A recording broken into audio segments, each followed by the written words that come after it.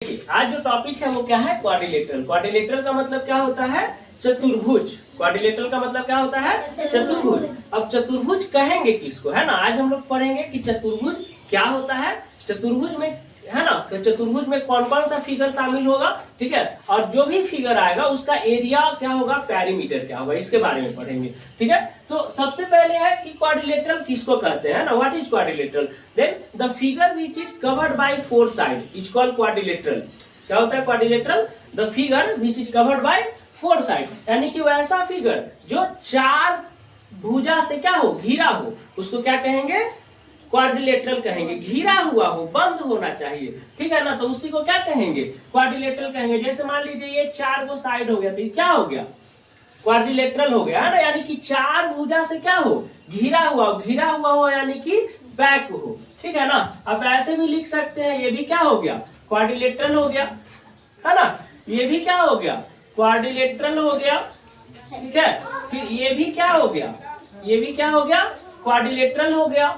बात समझ में आ रहा है? ये भी क्या हो गया? ये भी क्या हो गया? क्वाड्रिलेटरल हो गया। यानी कि चार भुजा से घिरे हुए जो आकृति है उसको क्या कहेंगे?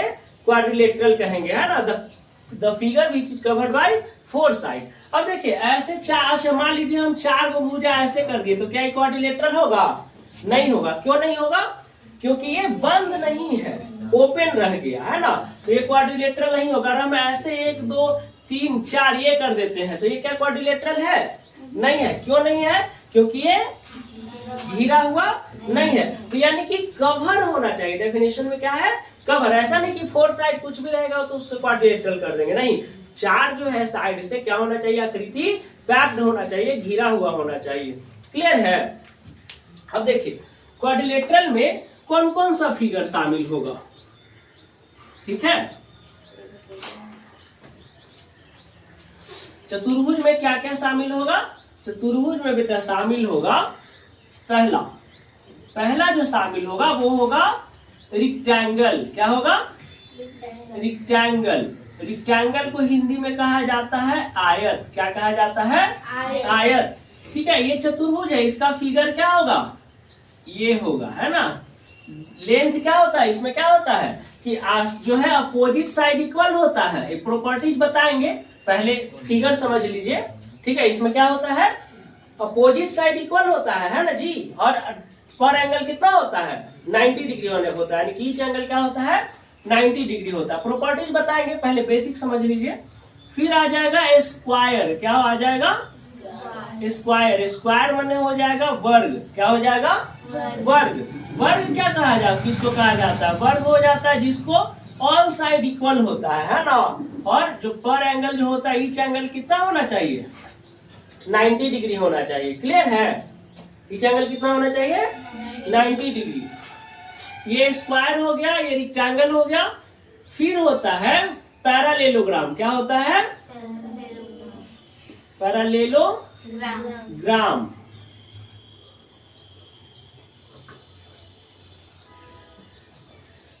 पैरालेलोग्राम हो जाएगा, है ना।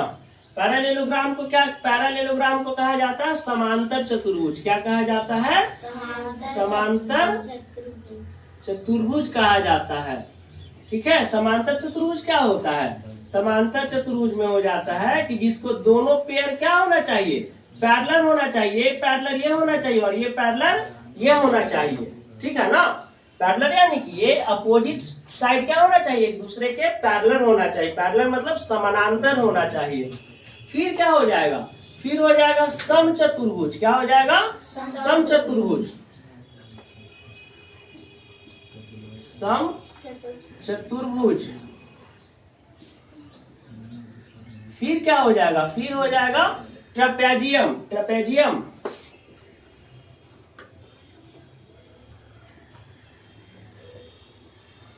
ठीक है। ट्रेपेजियम को क्या कहा जाता है जी? समलंब चतुर्भुज ना। समलंब चतुर्भुज।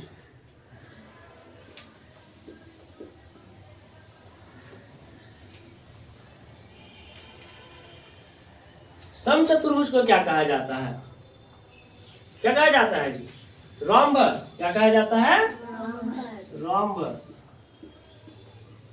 ठीक है, तो ये हो गया आपका चतुर्भुज का क्या हो गया, टाइप हो गया कि क्वाड्रिलेटरल कितना टाइप का होगा, मेनली 5 टाइप का। कौन कौन, rectangle, square, parallelogram, rhombus. Rhombus में क्या होता है, इसमें क्या होता है, सब साइड एक इक्वल होता है। क्या होता है, सब साइड इक्वल होता है और एक दूसरा के क्या हो जाता है, पैरेलल भी होता है। ठीक है ना, एक दूसरा का क्या होता है, पैरेलल भी होता है। समलंब चतुर्भुज क्या होता है, इसमें जो होता है कोई एक पेयर पैरेलल होता है, कोई एक पेयर क्या होता है, पैरेलल होता है। जैसे ये और ये पैरेलल हो गया, क्या हो गया, ये और ये पैरेलल हो गया, ये दोनों साइड क्या हो गया, अनपैरेलल हो गया, है ना। यानी कि समानांतर समलंब चतुर्भुज में कोई एक ही लाइन पैरेलल हो गया, कोई अपोजिट साइड केवल एक ही पैरेलल होगा, दोनों अपोजिट साइड पैरेलल नहीं हो सकता है। तो ये हो गया चतुर्भुज का प्रकार।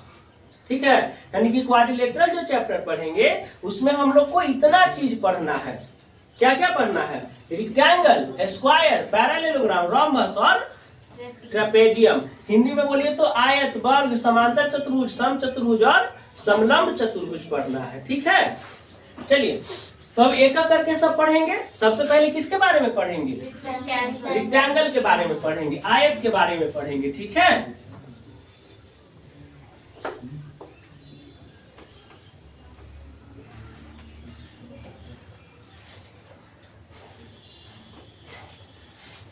देखिए हम किसके बारे में पढ़ रहे हैं, फर्स्ट आयत के बारे में। किसके बारे में पढ़ रहे हैं, आयत। आयत को क्या कहा जाता है, रेक्टेंगल, है ना।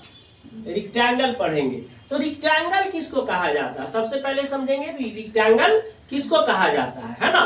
तो रेक्टेंगल का देखिए प्रॉपर्टीज, देखिए बेसिक प्रॉपर्टीज क्या होगा, प्रॉपर्टीज, बेसिक प्रॉपर्टीज क्या होगा रेक्टेंगल का। तो सबसे पहले तो अपोजिट साइड इक्वल होगा। क्या होगा, फर्स्ट रेक्टेंगल किसको कहेंगे, देखिए रेक्टेंगल का फिगर बना देते हैं। ठीक है ना, रेक्टेंगल का यहाँ फिगर बना देते हैं, सही है ना जी, लगभग सही दिख रहा है, लगभग तो सही दिख रहा है। मान लीजिए ए बी सी डी एक रेक्टेंगल है। ठीक है, ए बी सी डी क्या है, रेक्टेंगल है। तो प्रॉपर्टीज, बेसिक प्रॉपर्टीज क्या होगा, तो पहला जो प्रॉपर्टीज होता है वो होता है अपोजिट साइड्स आर इक्वल। क्या होता है, अपोजिट साइड इक्वल होता है, यानी कि इसमें क्या होगा, A B is equal to C D होगा, A B equal to C D और ए डी इक्वल टू क्या होगा, बी सी होगा। अपोजिट साइड इक्वल हो गया, क्लियर है। सेकेंड प्रॉपर्टीज होता है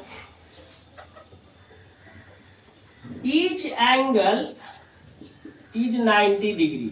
कितना डिग्री होता है, प्रत्येक एंगल कितना होता है, 90 डिग्री होता है। पर एंगल कितना होता है, 90 डिग्री, यानी कि एंगल ए बराबर एंगल बी बराबर एंगल सी बराबर एंगल डी बराबर कितना हो जाएगा, 90 डिग्री। यानी कि पर एंगल कितना हो जाएगा, सब 90 डिग्री हो जाएगा। कितना डिग्री हो जाएगा, 90 डिग्री हो जाएगा। क्लियर है, क्लियर है। चलिए थर्ड प्रॉपर्टीज क्या होगा, थर्ड प्रॉपर्टीज होगा कि डायगोनल्स आर इक्वल। क्या होगा, डायगोनल्स क्या होगा, इक्वल होगा। डायगोनल्स क्या किसको कहा जाता है, जो दो एंगल को मीट करता है। क्या होता है, डायगोनल्स जो दो एंगल को मीट करता है। तब ए सी और बी डी क्या हो गया, डायगोनल्स हो गया। तो ए सी इक्वल टू क्या हो जाएगा जी, बी डी हो जाएगा। क्लियर हो गया। और क्या होता है, फोर प्रॉपर्टीज क्या होता है कि डायगोनल्स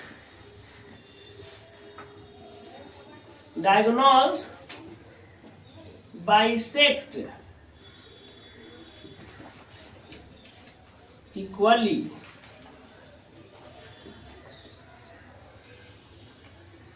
डायगोनल्स बाइसेक्ट इक्वली, ठीक है। डायगोनल्स बाइसेक्ट क्या करता है, इक्वली करता है। यानी कि अगर मान लीजिए कि ए सी और बी डी दोनों क्या चीज पे, ओ पे कटेगा, तो क्या हो जाएगा, ए O equal to O C और O B equal to O D. ये हो गया आपका रेक्टेंगल का प्रॉपर्टीज। क्लियर हो गया, लिख लिए सब, ठीक है। कि ये रेक्टेंगल का प्रॉपर्टी क्या होगा, आयत किसको कहेंगे, जिसका अपोजिट साइड इक्वल हो, ठीक है। यानी कि AB इक्वल टू CD और AD इक्वल टू BC, प्रत्येक एंगल 90 डिग्री हो, ईच एंगल इज 90 डिग्री, यानी एंगल ABCD का सबका वैल्यू कितना होना चाहिए, 90 होना चाहिए। फिर कहता है डायगोनल्स आर इक्वल, डायगोनल्स जो AC और BD है वो क्या होना चाहिए, इक्वल होना चाहिए। और फिर लास्ट क्या कह रहा है, diagonals is bisect equally, diagonals जो है एक दूसरे को काटा ना जीओ पे, तो इक्वल काटेगा, यानी कि जितना बड़ा ओ भी रहेगा उतना ही बड़ा ओडी रहेगा, और जितना बड़ा ओए रहेगा उतना ही बड़ा ओसी रहेगा। क्लियर है ये, है ना। अब हम पढ़ेंगे इसमें एरिया, ये तो हो गया प्रॉपर्टी। अब एरिया के बारे में पढ़ेंगे कि रेक्टेंगल का एरिया क्या होता है। लिख लिए बेटा, सब नोट कर लिए। चलिए अब हम लोग पढ़ेंगे area.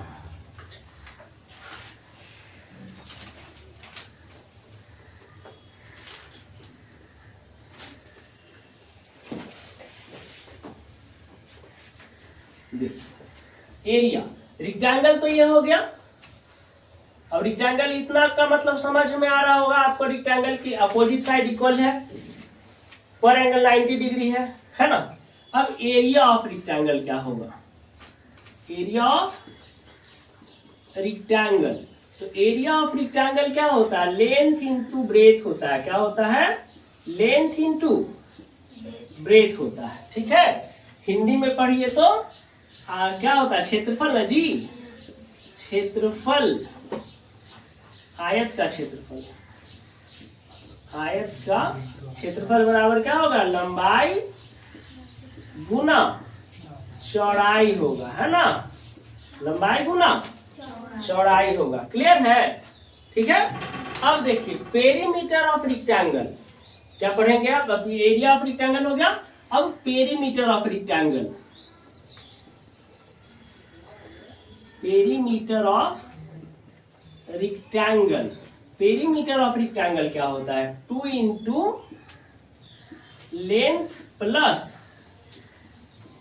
Breath, 2 into length plus breadth हो जाएगा। ये क्या हो गया, पेरीमीटर ऑफ रेक्टेंगल का 2 इंटू लेंथ प्लस ब्रेथ हो गया। अब इसको हिंदी में क्या कहेंगे, परिमाप कहते हैं ना, परिमाप कहते हैं। परिमाप बराबर देख लीजिए क्या होगा, 2 इंटू लंबाई प्लस क्या हो जाएगा जी, चौड़ाई हो जाएगा ना, 2 इंटू लंबाई प्लस चौड़ाई। अब इस पे क्या बनाएंगे हम लोग, क्वेश्चन। इसको फार्मूला को नोट करिए, अभी हम क्वेश्चन दे रहे हैं उसको बनाइए, ठीक है।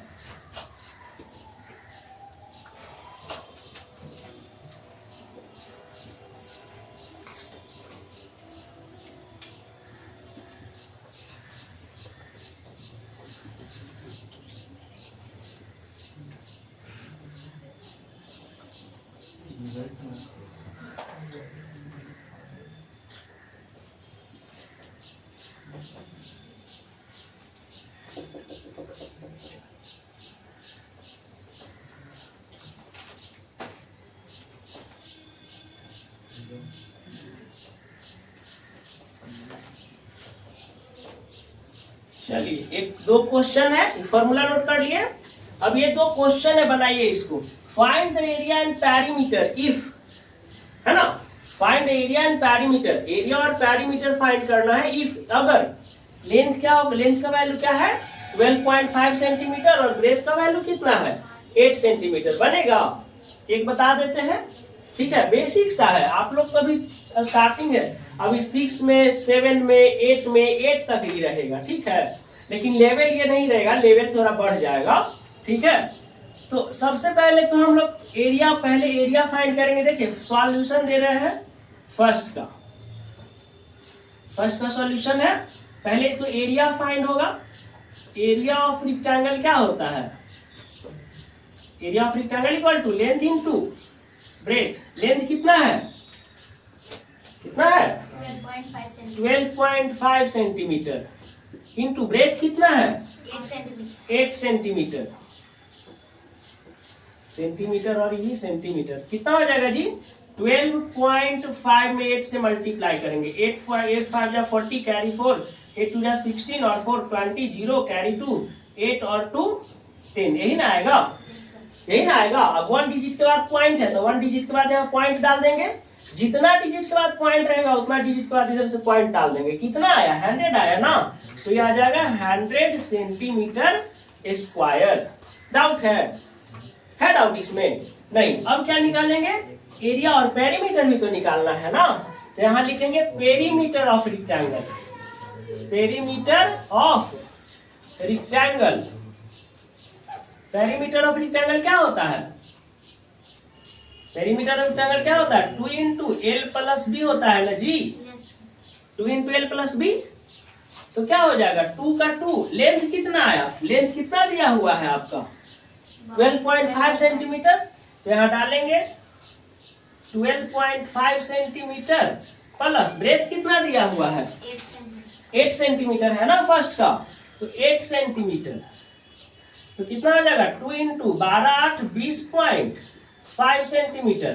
तो 20.5 में 2 से गुना करेंगे, देखिए इधर 20.5 में 2 से गुना करेंगे, 5 2 जा 10 कैरी 1 2 2 जा 4, तो 1 डिजिट के बाद पॉइंट है ना जी यहाँ, यहाँ भी 1 डिजिट के बाद पॉइंट आ जाएगा, कितना हो जाएगा 41 ना, 41 सेंटीमीटर।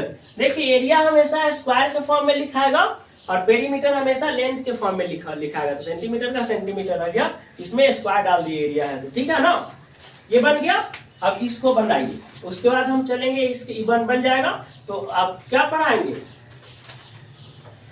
रेक्टेंगल के बाद स्क्वायर, ठीक है। चलिए अभी वाला सेकंड क्वेश्चन बनाइए, एक और क्वेश्चन दे देते हैं आप लोग को, ठीक है ना, क्वेश्चन नंबर 3 दे देते हैं, इसमें एकदम बेसिक आपको बता रहे हैं, ठीक है ना। लेंथ हो जाएगा 12.5 सेंटीमीटर और ब्रेथ हो जाएगा 6.25 सेंटीमीटर। इसको नोट करिए और बनाना शुरू करिए, ठीक है।